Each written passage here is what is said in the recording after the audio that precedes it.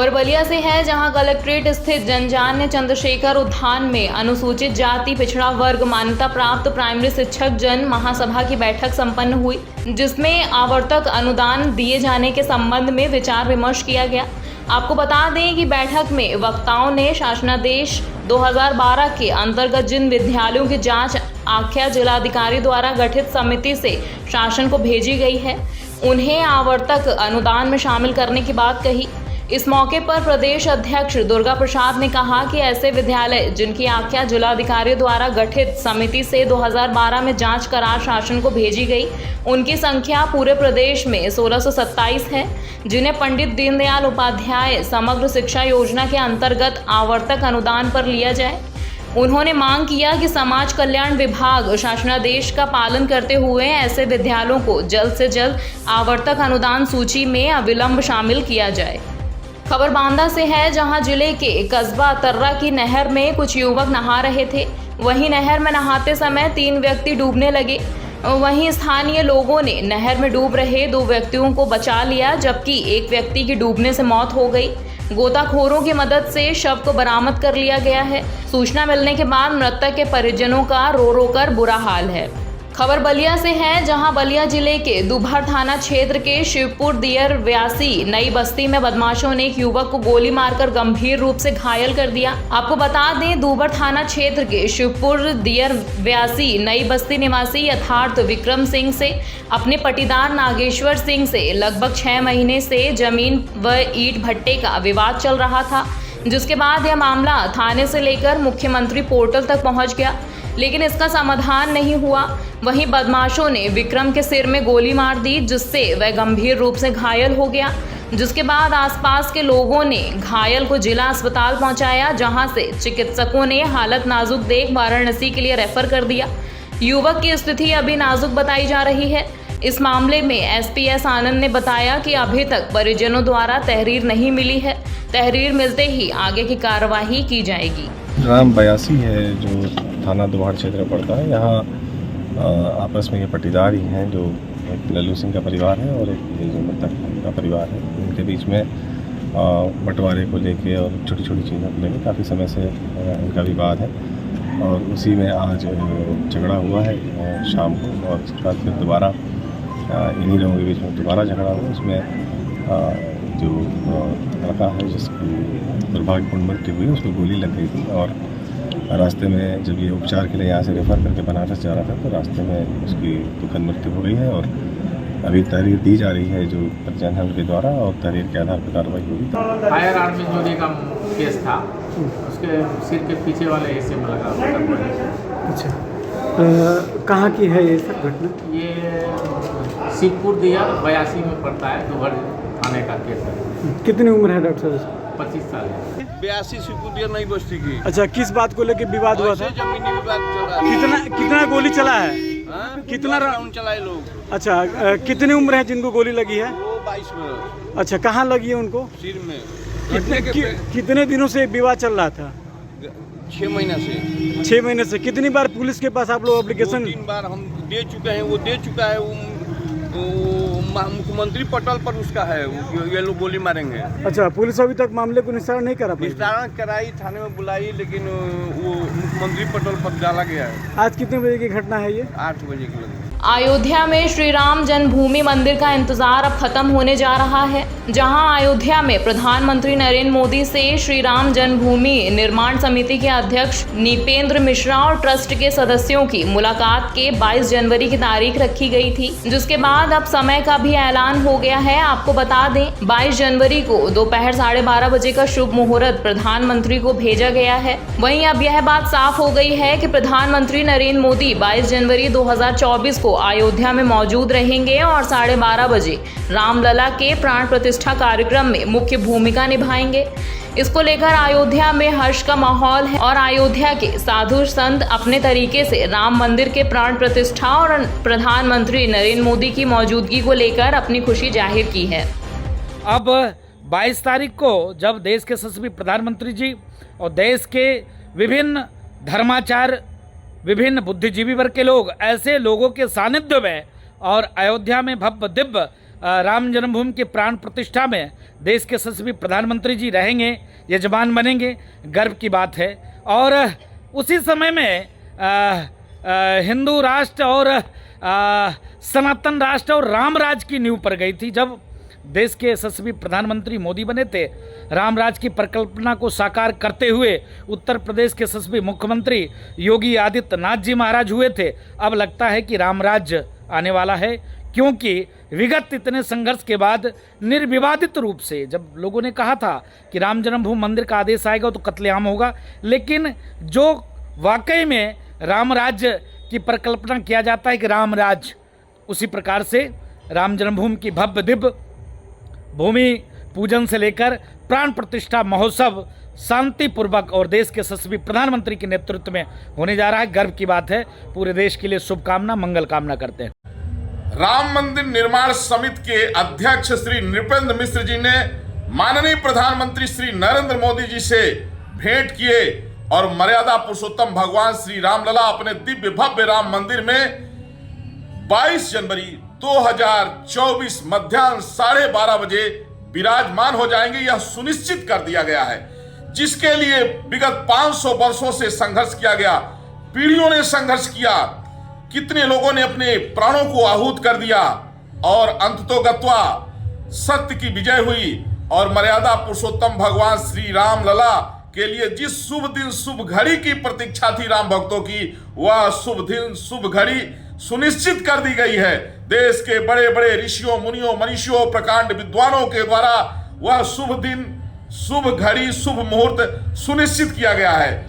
जोग लगन गृहवार तिथि सकल भय अनुकूल, चर अरु अचर हर्ष जुत, राम जन्म सुख मूल। आज श्री राम जन्मभूमि निर्माण समिति के चेयरमैन श्रीमान नृपेंद्र मिश्रा जी सहित श्री राम जन्मभूमि तीर्थ क्षेत्र के सदस्यों ने आदरणीय देश के प्रधानमंत्री श्री नरेंद्र मोदी जी से मुलाकात की। राम जन्मभूमि मंदिर उद्घाटन को लेकर जहां 22 जनवरी 2024 सर्वोत्तम डेट तय हुआ था, वहीं अब इसका समय भी निर्धारित हो गया, जो समस्त सनातनियों के लिए काफ़ी खुशी और हर्षित कर देने वाला यह सौभाग्यशाली क्षण, निश्चित ही सतत संघर्ष हमारे महापुरुषों का अब वहाँ क्रियान्वित हो रहा है। कुशीनगर जिले के बिष्णुपुर ब्लॉक में डेंगू की चपेट में आने से 2 नवजात मासूम बच्चों की मौत हो गई। इसके बाद घर में मातम फैल गया। परिवार वालों को यह गलतफहमी थी कि बच्चों को ऐसे ही बुखार है, जिसका इलाज होगा तो ठीक हो जाएंगे, लेकिन डेंगू के कारण उन नवजात बच्चों की मौत हो गई। वहीं डेंगू से हुई बच्चों की मौत पर परिजनों का रो रो कर बुरा हाल है। मौत की सूचना पाते ही मुख्य चिकित्सा अधिकारी डॉक्टर सुरेश पटरिया गांव पहुंच गए और परिजनों से मिलकर गांव में साफ सफाई के लिए निर्देश भी दिए गए। जानकारी के अनुसार यह घटना कुशीनगर जिले के बिष्णुपुर ब्लॉक के बहोर रामनगर की बताई जा रही है, जहां 2 बच्चों की डेंगू से मौत हो गई। सबसे बड़ी बात यह है कि जिन बच्चों की मौत हुई है, उनमें से एक बच्चे का जन्म हाल ही में हुआ था, जबकि दूसरे बच्चे की उम्र मात्र 2 महीने की है। बच्चे के जन्म होने के बाद डॉक्टर ने परिजनों को उसके स्वास्थ्य को लेकर चेताया था। बताया जा रहा है कि बच्चों के स्वास्थ्य की खराब हालत को देख डॉक्टरों ने अस्पताल में भर्ती किया था, जहां उसका इलाज चल रहा था। वहीं इस बीच डेंगू के कारण बच्चों की मौत हो गई। खबर कुशीनगर से है, जहां रामकोला पुलिस पर जमीनी विवाद के मामले में एक परिवार के साथ मारपीट करने का आरोप लगाया है, जिसके बाद पीड़ित गरीब परिवार ने पुलिस अधीक्षक को प्रार्थना पत्र देकर कार्रवाई की मांग की, लेकिन शिकायत को 1 सप्ताह बीत जाने के बाद भी अभी तक प्रशासन की तरफ से मामले में कोई कार्रवाई नहीं की गई है। लेकिन पीड़ित परिवार अभी भी प्रशासन से पुलिस के इस व्यवहार पर कार्रवाई की मांग करते हुए न्याय की गुहार लगा रहा है।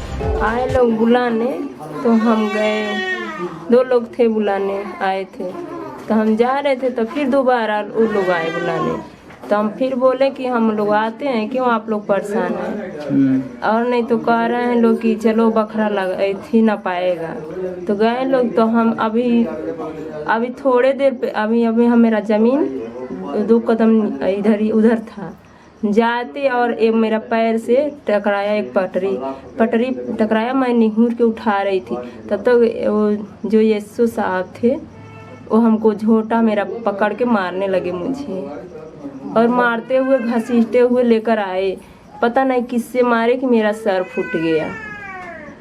थाने पर लेकर गए, वहाँ पे बोल रहे हैं लोग तुम ऐसे कर रही हो, ऐसे कर रही हो, तुम क्यों बनने नहीं दे रहे हो? नहीं सर क्यों बनने दूँ, मेरा ज़मीन है, मेरा उसमें मिट्टी बाट लगवा दीजिए, अब फिर बनवाइए, हम जितना आपका रोड है उतना बनवा लीजिए, हम रोकूं तो करिए। फिर थाने पे लोग मारे पीटे? हाँ, थाने पर ही हमको गाली दिए, मारे हैं लोग।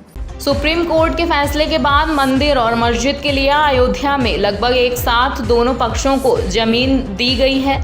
वहीं मंदिर के लिए श्री राम जन्मभूमि तीर्थ क्षेत्र का गठन हुआ तो मस्जिद निर्माण के लिए इंडो इस्लामिक कल्चर फाउंडेशन बनाया गया था। ऐसे में जनवरी 2024 में जब श्री राम मंदिर में रामलला की प्राण प्रतिष्ठा होने जा रही है, तो वहीं अभी तक धनुपुर में प्रस्तावी मस्जिद की आधारशिला तक नहीं रखी जा सकी है, जिसके बाद अब कई वरिष्ठ बुद्धिजीवी मुस्लिमों की तरफ से मस्जिद की बुनियाद की आधारशिला प्रधानमंत्री नरेंद्र मोदी के द्वारा रखी जाने की मांग की है।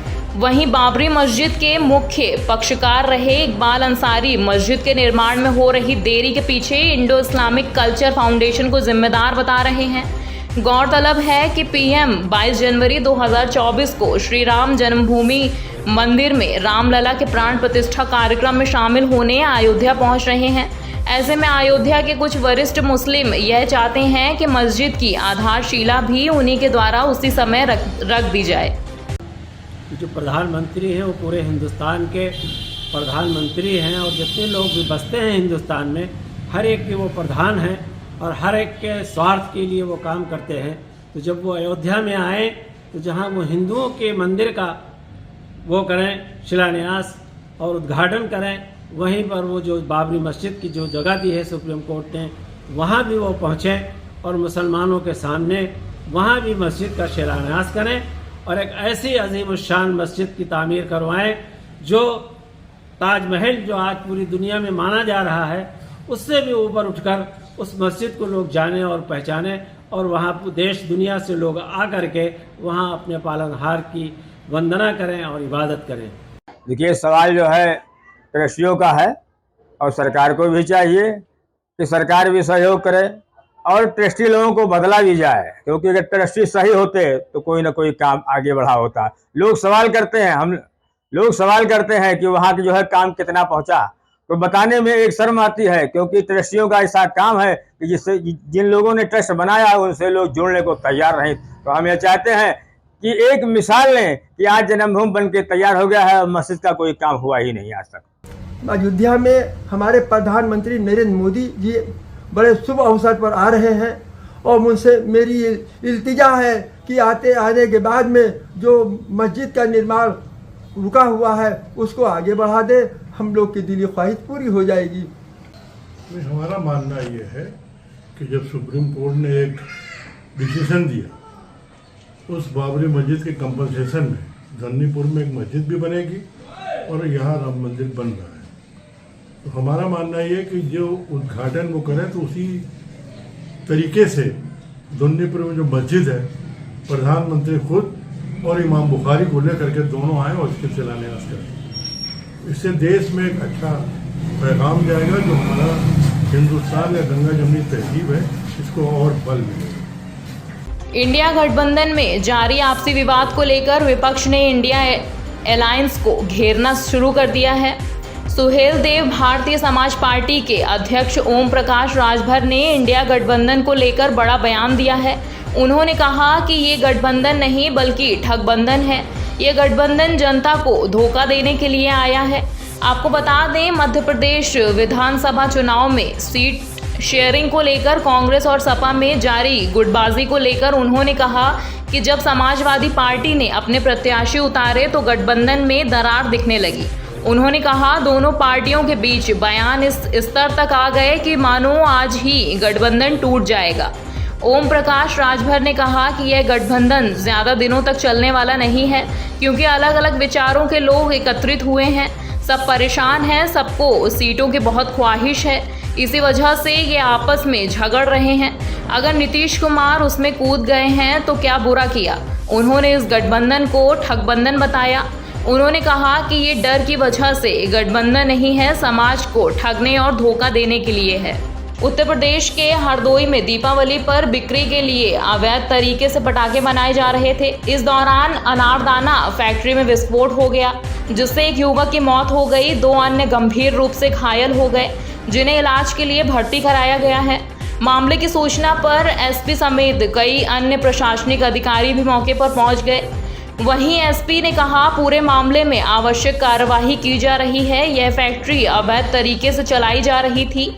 मिली जानकारी के अनुसार यह पूरा मामला टडियावा थाना क्षेत्र के कस्बा गोपामऊ के बड़ी बाजार का बताया जा रहा है, जहां दीपावली के लिए पटाखे बनाने के लिए अवैध तरीके से विस्फोट बनाए जा रहे थे। हालांकि सूत्रों का यह भी कहना है कि यह पटाखे भी बनाने का प्रयास कर रहा था। इसी प्रयास में इसके घर में विस्फोट हो गया, जिससे काम करने वाले 3 लोग गंभीर रूप से घायल हो गए हैं। विस्फोट की जानकारी से आसपास के इलाके में हड़कंप पहुंच गया। फिलहाल घायलों को इलाज के लिए जिला अस्पताल में भर्ती कराया गया है। उत्तर प्रदेश के मथुरा में एक फर्जी आईपीएस पुलिस के हत्थे चढ़ गया। यह आईपीएस अफसर बनकर लोगों पर धौंस जमाता था और ठगी की वारदात को अंजाम देता था। इस बीच पुलिस से जब उसका आमना सामना हुआ तो मुठभेड़ हो गई। इस मुठभेड़ में उसके पैर में गोली लगी है। फर्जी आईपीएस बनकर ठगी करने वाले शख्स का नाम राधेश्याम उर्फ सुभाष कुंतल है। राधेश्याम पर कई मुकदमे दर्ज हैं। वो शातिर किस्म का अपराधी है। पुलिस को सूचना मिली थी कि पिछले कुछ समय से एक शख्स आईपीएस बनकर लोगों को धमका रहा है। अवैध वसूली, एफआईआर की धमकी देना, ठगी जैसे कारनामों को अंजाम दे रहा है। उससे परेशान होकर पीड़ितों ने शिकायत दर्ज कराई तो पुलिस शिद्दत से जांच में जुट गई।